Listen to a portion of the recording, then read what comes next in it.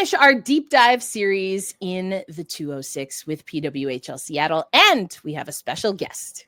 This is the Women's Hockey Report presented by Locked On NHL. Your weekly look at the world of women's hockey. From the PWHL to the international stage, it's the Women's Hockey Report on the Locked On Podcast Network. Your team every day. Hello, women's hockey fans and those in allyship. Welcome to another episode of the Women's Hockey Report on the Locked On NHL channel, part of the Locked On Podcast Network.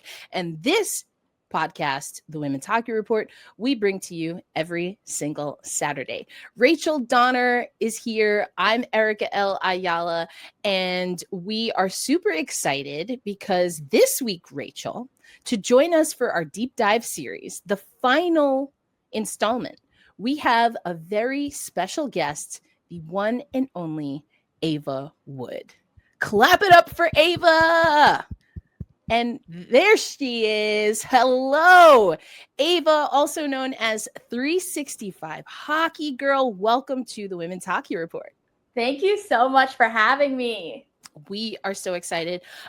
Both of us, Rachel and I, have been following your content. We've mentioned it on the show a few times.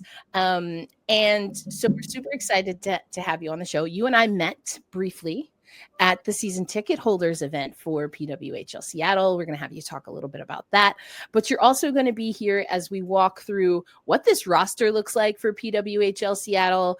And we're going to talk about some PWHL news. We saw some executives in a certain city in the United States, but also we have been following women's para hockey, and we're going to get into all of that. And Ava is going to be our special guest. But first, Ava, when we have guests on the show, or anytime I interview someone, I love to ask them my remixed brown sugar question. Comes from a movie called Brown Sugar. So Ava Wood, when did you first fall in love with women's hockey? Oh my God, I love this question because I think you might be a little surprised. Considering that I have an entire social media account about hockey, I only think I fell in love with hockey maybe like 2 years ago. Yeah, which is really crazy, especially because I'm from Michigan. So I didn't fall in love with hockey actually until like I was already living in Seattle. And especially I didn't fall in love with hockey until I started watching women's hockey. I mean, I love that. That's my story. That's too. The way to go. That's the way to go. Don't suffer through 50 years of men's hockey like I did. Oh man, Rachel, you crawled so we could walk. Thank you. Thank you for your literally service. Crawled. I have like I have like a Stanley Cup t-shirt of mine from when I was 3 months old. Oh, wow. Around. Wow, that's wild. So yeah, Rachel's holding it down, but we're all here together. I love that though, because our journeys are different, although Ava and I both did come from the women's side. So was there like a particular, was it like a post on social media? Was it a game? Like what was like the actual first moment? Yeah, so it all started when I was waiting for the monorail, which is the little train that takes you over to the hockey arena in Seattle. And I saw an ad and it was like rivalry series. And I was like, I don't know what this is. And I Googled it and it was like USA versus Canada women's hockey. And at the time I'd been to like some Kraken games and I was like, okay, I kind of like hockey, but I wouldn't say I was like in love with hockey just because I mean, each Kraken ticket is like at least $100, and then like it's not super easy to like watch NHL like if you're just like a casual fan, right? So I hadn't jumped fully into hockey yet, so I was like, okay, I kind of like hockey. I like women's sports, so this is probably gonna be really fun. So I went to the game. It was literally, I'm so happy I saw that ad because like advertising really does work on me, and it was so fun. Like I remember I was like, who is this Hilary Knight chick? Like they keep talking about her. She kept scoring goals. That's foreshadowing right there. Exactly. And I was like, wait, this is so fun. And it was like the attendance record was set for the United States. And so it just had that feeling of like, this was something special, right? And I had so much fun. But I don't think that's actually when I fell in love with it. I think I just had a lot of fun, and then it created like a sleeper agent that was like ready to awaken, because even after that game I didn't go start watching women's hockey because I don't think like as a casual fan, there wasn't really a way for me to just jump in and like start watching it regularly, right? So then basically like when the PWHL started, this was also a coincidence, but I watched the Kraken Winter Classic. It's same day. Same day. I was on an airplane, and while I was on the airplane, I saw that they were streaming that game, and I was like, what? This is so random that they're like playing in the baseball stadium. So I watched it, and I was like, hey, this is like pretty good. And then I just Googled, like, is there a pro women's hockey league? And it was like, yeah, we just started one. I was like, no way. It just. Wow. Like, I'm wearing a hoodie, but I literally have chills right now because, like, Seattle played a pretty integral role in you becoming a hockey fan, it sounds like. Yeah. Because I don't think I would have clicked on it if it wasn't, like, the Kraken Winter Classic, to be honest. And the winter, I was very upset. I was in Seattle for the Winter Classic, but I would have been literally, if it wasn't that one day and that one event and any other day, I would have found a way to get to the first ever PWHL game. So like, I was so happy for everyone else. And it was like, I was also happy to be covering the Seattle Kraken. And there was also a very injured, hurt little girl that lived inside of me that day. But you know what? It's not about me. And I love that now that little girl is getting some healing because we are here with you.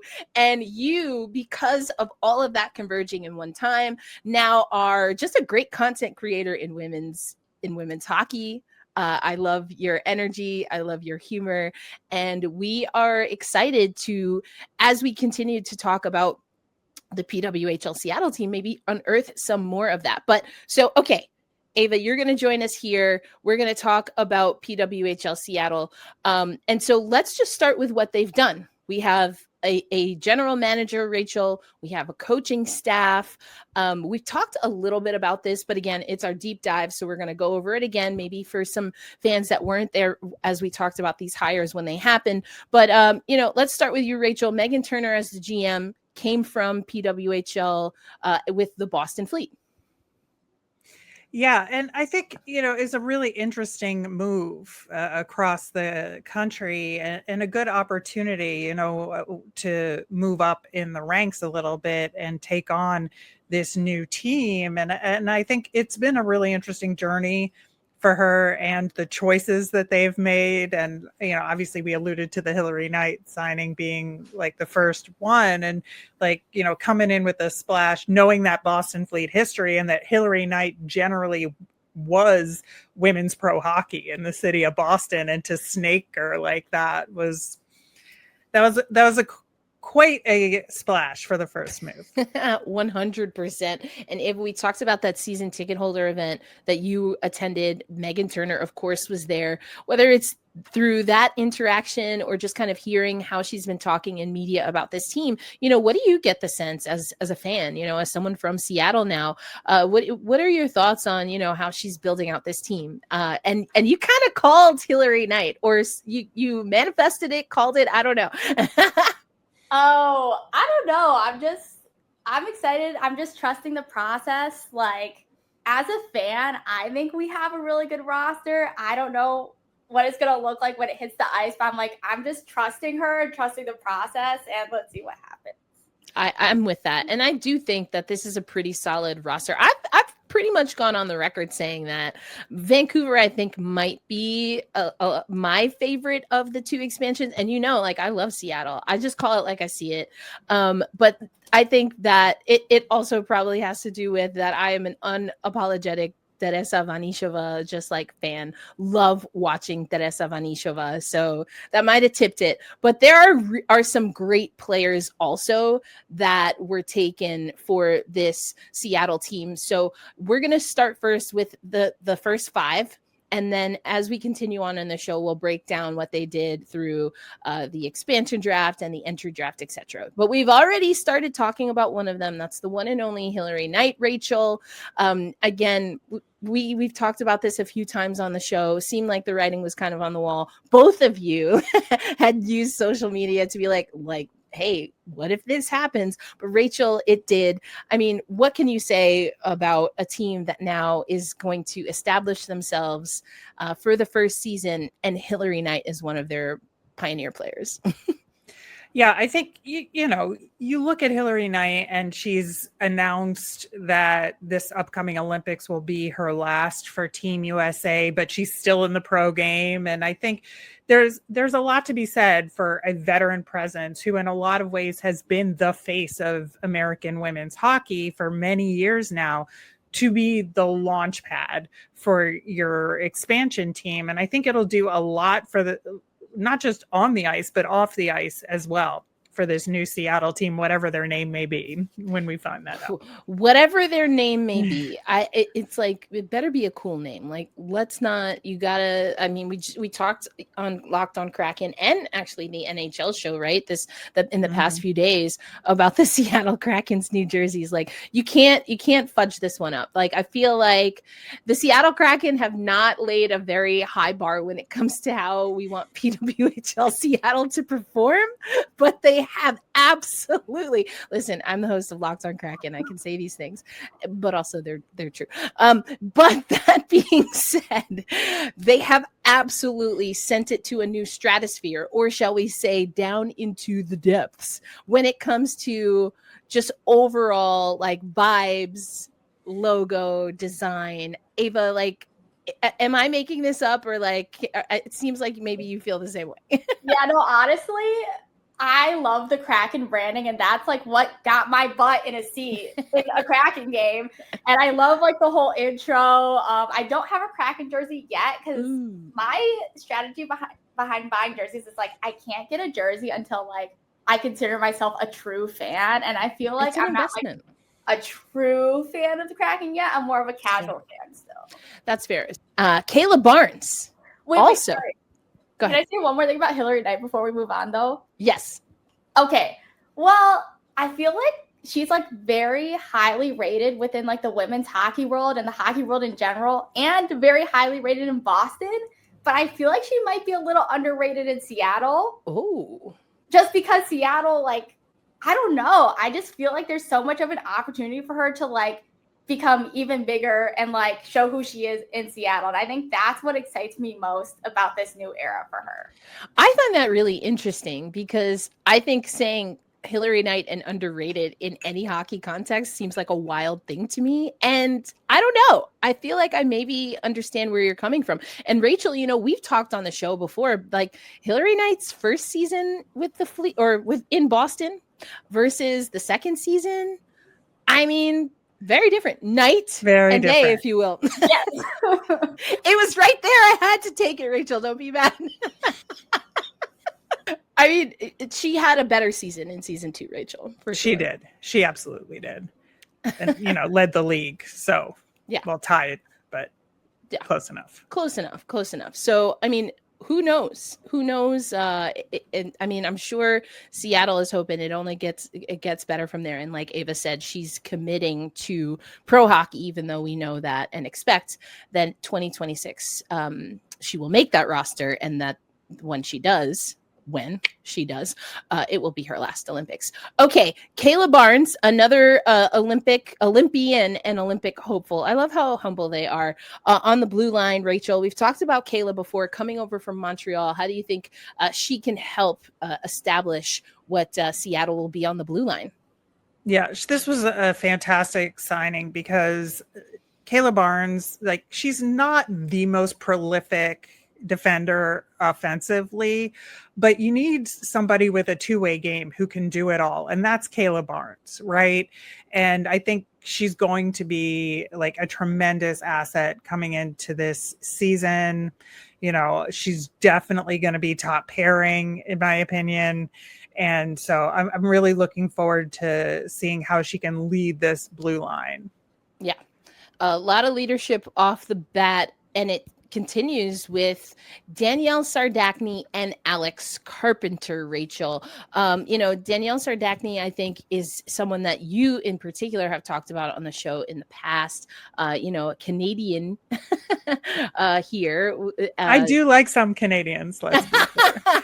And she is one of them. She's one of them. I mean, I think that Alex Carpenter, Carpy, as she's known, we've talked about this before, just didn't, for whatever reason, I don't know what was going on in New York, but they never could figure out how to really get Carpy going. And that, to me, I think Ava signals why this Seattle is a reset for her as well. And some of what you talked about with Hilary Knight, maybe that's what's going to happen here with Carpy as well.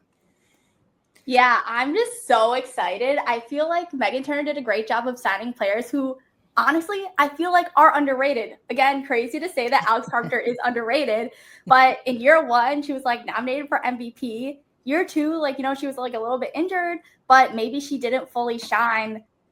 I mean, she did shine a lot in New York, but I think she could shine even more in Seattle. So just like, I don't know. I feel like she could be a little underrated. Also, Danielle Serdachney, like, not to be dramatic, I think she's the key to us winning the Walter Cup. I'm being so serious. Early predictions. I love it. Yes, go into it. I mean, Cayla Barnes, obviously, she came in as a rookie and was like pretty much great, like straight off the bat. I think people maybe thought that Danielle Serdachney underperformed a bit in her rookie season, but it's like, you know, there is that learning curve coming into the PWHL. We've only seen her as a rookie. So I'm like, wait, year two is going to be crazy for her. Yeah. The thing about Danielle Serdachney, I think, is that the team ethos from Ottawa was ingrained in her in that first year. And she's going to bring that edge to this Seattle team, which has so much skill and finesse, that she's going to bring that little edge to it that this team in Seattle will greatly appreciate. Ooh, I like it. Talking about the sandpaper. And, you know, we also have to talk about another player who I love following their career. 5 foundational players, and this one came in a little slow and steady, but Corinne Schroeder as the first goaltender for PWHL Seattle. Ava, we'll start with you and then have Rachel offer your thoughts on Schroed's coming to Seattle. Shutout Schroeds, as they call her. I did go on a hockey trip to New York this past year, so it was awesome to get to see her play. And again, a little underrated in my opinion, just because she was on the New York team, but it's like, she had a great performance. She's been great both years of PWHL and in the PHF. So I think I'm really, really happy with her as our goaltender. So, yeah. Yeah, I mean, I think she had a little bit of a mixed bag the second half of the season for sure, but you do have to account for the team that was playing in front of her in a lot of ways. I think there was a lot of discombobulation on that New York team, and that probably led to some of the results that Schroeder had later in the season. But I do love her, and I think she's going to thrive with this particular blue line in front of her, which is super solid and all like PWHL veterans. There's no, like, I don't think any draft picks are going to crack the top 6 for the blue line there. And so I think it's going to be a real solid blue line in front of Schroeder. Really good. And, you know, we can talk about the other goaltenders they have too, which I think are an excellent complement to Schroeder. Oh, yes. I mean, on vibes, which we know have to be high, I think Seattle definitely picked up some folks that are going to bring the vibes. We've talked about a few of them, and we will talk about a few more, including, of course, we want to talk about news that's happening around not just the PWHL, but women's hockey as a whole. All of that coming up on today's episode of the Women's Hockey Report.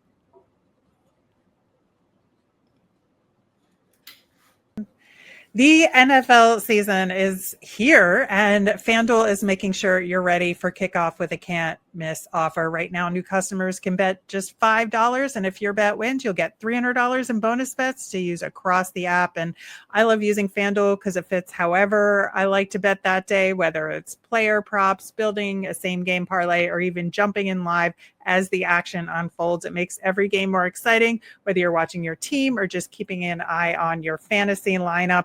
I, of course, will be betting on any and all Philadelphia Eagles. Go Birds. So are you ready to play? Download the FanDuel app now by visiting FanDuel.com to get started. That's FanDuel.com to place your first $5 bet. Thank you again for joining us here on a Saturday morning women's hockey report here, living on the Locked On NHL channel and part of the Locked On Podcast Network. My name is Erica L. Ayala. I am the host also of the Locked On Kraken Show. I am alongside my usual co-host, Rachel Donner, who you will also see on the Locked On NHL and Locked On Flyers show. And we are joined by Ava Wood, who is the content creator behind 365 Hockey Girl. Ava, we talked a little bit about the first 5 players coming to the PWHL. You are super excited about Schroeds. I love Schroeds and her game. When it's tops, it's tops. But you mentioned the PHF, and even when she was in front of a stacked Boston roster, to kind of talk or go back to what Rachel was talking about in the first segment, we have seen that she can have off games. And I mean, like, who among us hasn't had an off day? I think the best version of Schroeder is an elite level PWHL goalie for sure. And I think that there are definitely some things that the PWHL Seattle team has done to, in case we don't always get the absolute top tier Schroeds, I think they'll still be in a good spot. We'll talk about that. But first, let's talk about the expansion draft. It's an expansion team. That means they benefited from the expansion draft. And unlike Minnesota, perhaps, we're not absolutely decimated. But we've talked about Minnesota. We think they're going to be just fine. But Rachel, let's come to you first. Picks in the expansion draft. You've already alluded to that the defense for this Seattle team, pretty solid, pretty experienced. And that starts with a defender from the Ottawa Charge, who was their steadying anchor for sure in the Czech player, Aneta Terelova. Yeah, love her. And I think that's another key element of the Ottawa. We talked on the Ottawa deep dive about how big a loss this was for that team. And I think, you know, Terelova is going to be a really strong aspect of this Seattle team's blue line. And, you know, I think this is a really interesting choice that the GM made here, simply because, you know, she could have gone to the Boston well a lot more and didn't. And I think that was a really high note for me in terms of, you know, the breadth of where she got her different players from. Like, she was looking for a specific group of players that are going to play well together. And I think this was a really good start. Yeah, I really think that what you're saying there is key. And, you know, spoke to Megan Turner a little bit on Locked On Kraken about building this team. And it is really about that balance. And so we're going to continue talking about how they're trying to balance out this team. And Anna Wilgren is another player who, you know, Ava, if you were at that takeover tour stop, she would have been one of the players alongside, of course, Hilary Knight and Cayla Barnes that, you know, competed in that game. First, let's have you talk a little bit about the takeover tour. And then, you know, do you have any thoughts about Wilgren on this blue line? Yeah, so actually when they announced the takeover tour being Montreal versus Boston, I was like, okay, somebody's definitely reading my tweets, because this is my dream matchup. Before we had a team, like, I was really I had the opportunity to pick what team I wanted to stand, and I immediately fell in love with Montreal and Boston. So just seeing that matchup was so fun. I invited all my friends. We had 2 rows of seats. But yeah, that was just a banger of a game. And then so when we signed Wilgren and Barnes, I did feel bad for Victoire, but I felt happy for us. I mean, okay, this is interesting because at one point in time, Ava, it seems like your allegiances might have been splitting 3 different ways when Seattle officially was announced. Where do we stand now? So I'd say my allegiances split always, to be honest. I'm honestly I think because I became a fan at a time where Seattle didn't have a team, I was I'm just a fan of this whole thing. I just like watching hockey. So I'd say, honestly, at this point, my allegiances are everybody except for the Frost, because I don't want it to repeat. Ooh, burn. Take that, Minnesota. Yeah. I mean, that's fair. That's fair. But, you know, they didn't stop there, Rachel, when it comes to the blue line. Also in the expansion draft, Megan Carter from Toronto and Emily Brown from the Boston Fleet.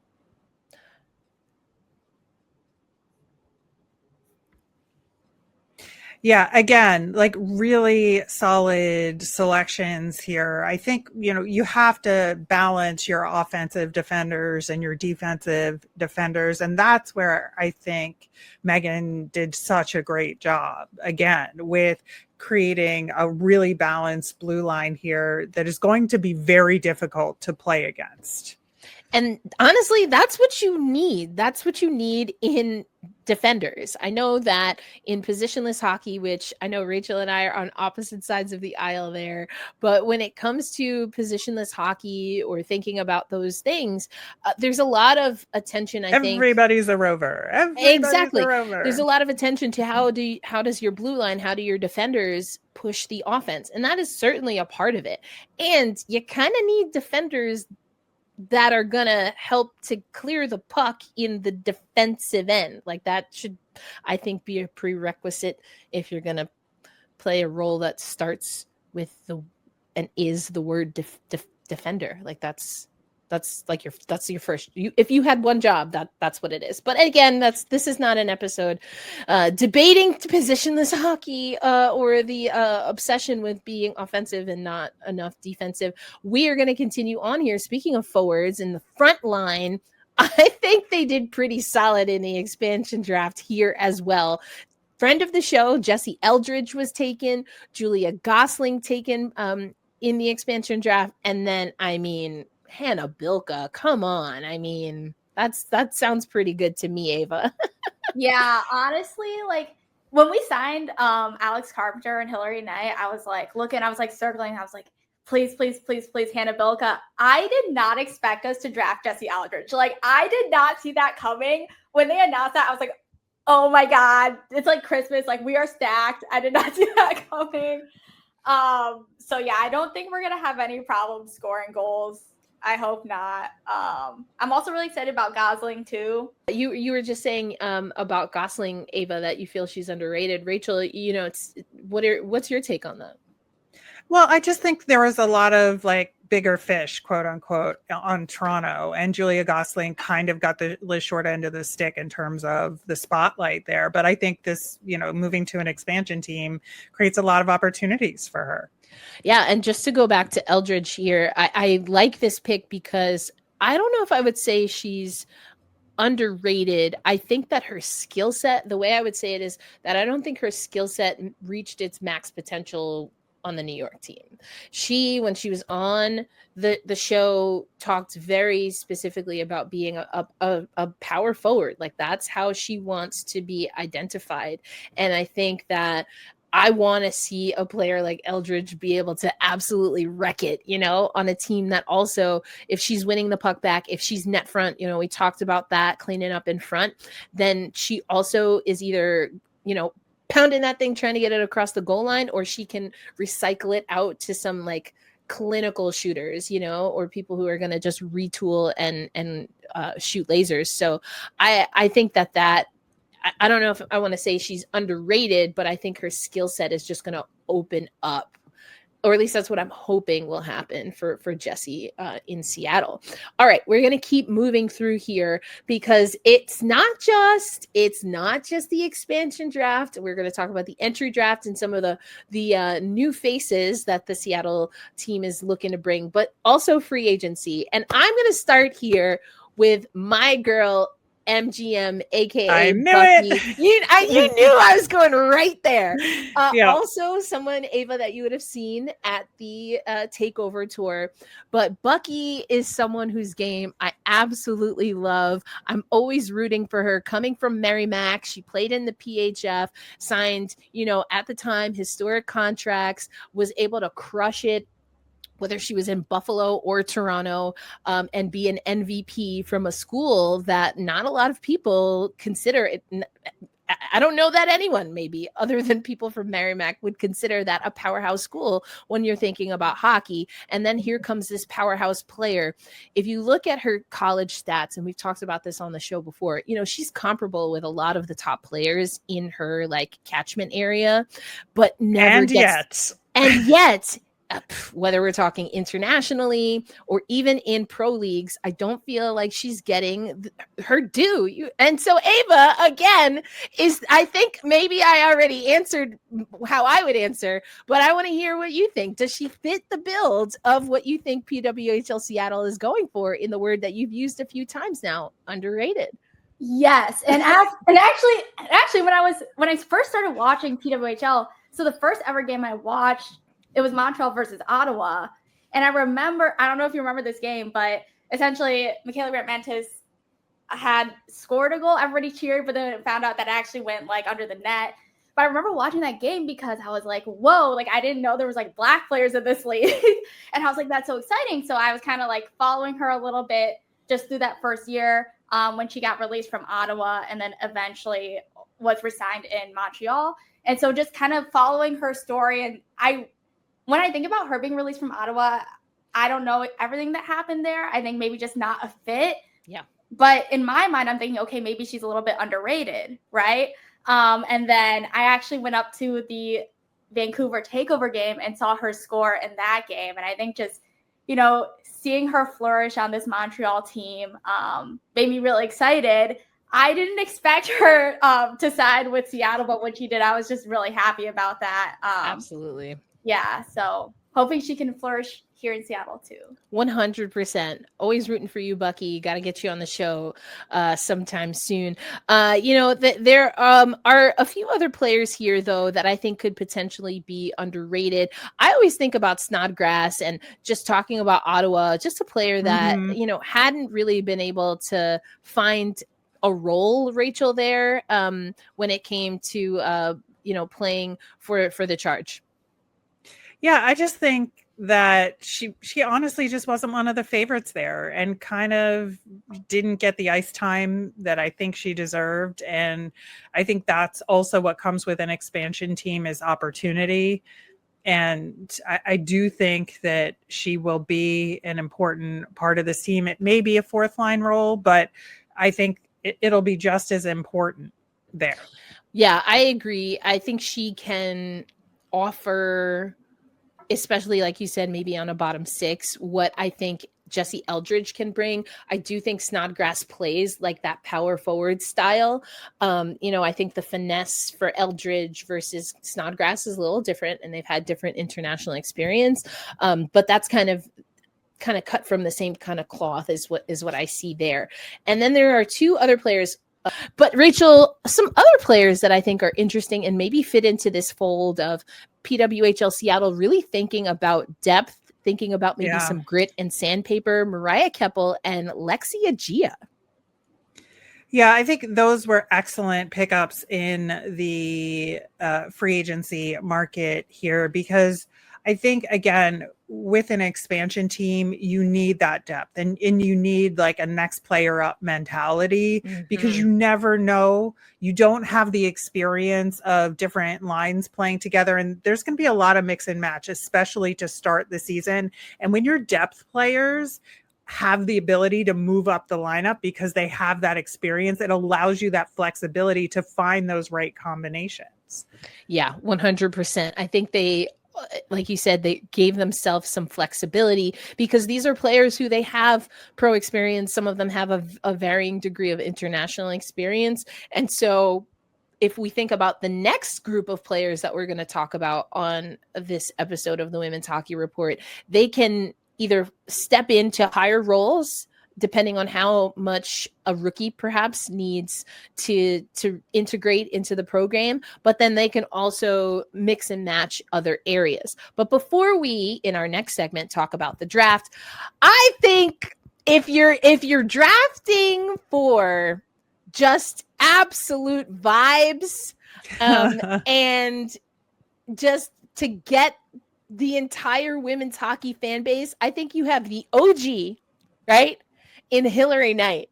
And then you've got the new kid on the block when it comes to all of the things that come with social media in Carly CJ.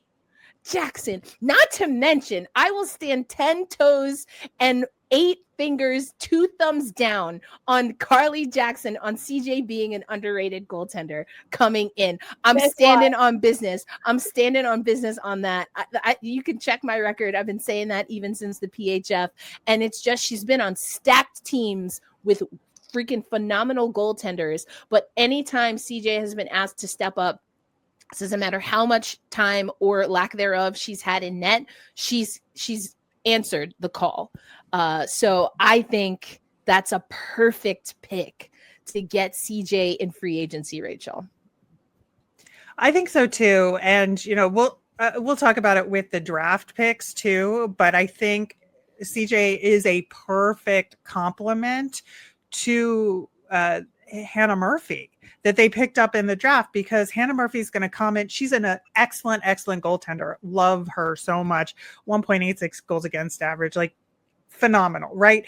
But she's coming in as a rookie, and Corinne Schroeder is going to be your number 1. Hannah Murphy can fight for that number 2 spot, but until she's made that adjustment to the PWHL, CJ is your backstop. And I love that. I love that for Seattle. Ava, your thoughts there? Yeah, I'm obsessed with our goaltending trio. Like you said, I feel like Murphy and Carly Jackson just complement each other so well. It's been funny. I think CJ is going to be great for like building the fan base here. Like, I was talking to this girl at the bar, and she was like, yeah, I started getting into hockey because there's like one hot player, but I don't think they play for Seattle. And I was like, no, they do. And also, they're really good at goaltending, and they were in the playoffs and all this stuff. So that's just been funny. Ava's dropping so many great gems today, Rachel. We might have to break this one up, which I'm not mad about.